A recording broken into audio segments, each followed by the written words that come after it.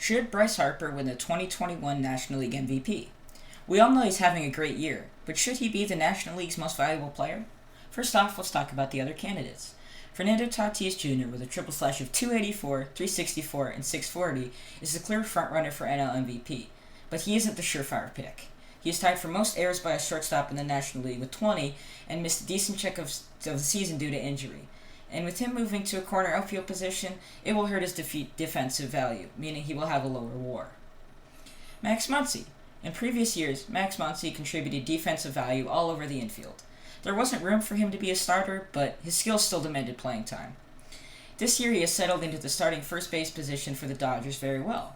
With a 152 OPS plus and a 5.4 WAR, he is a serious contender as well.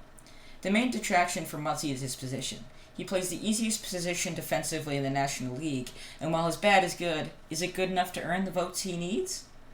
Freddie Freeman. Freddie Freeman, the winner of 2020's National League MVP, is not a fan favorite in this year's race, but definitely has his foot in the door. Freeman is a 3.5 WAR, not as high as Muncie's, and the same OBP at 390. Without defensive value and not even being the most valuable first baseman according to WAR, he likely doesn't have a chance. Trey Turner. Trey Turner has always been a great MLB player, but in last year's shortened season, he showed the league what he can do and has now emerged as a superstar. His main deterrent from being a major contender is the same as Chris Bryant. No player has won NL MVP while playing for two different teams in the same year. Jacob Degrom. He started the season with a run of greatness that will likely never be topped, proving that winning back-to-back Cy Young Awards was no fluke. Unfortunately, he cooled off in a little bit in the next few months before he had season-ending surgery.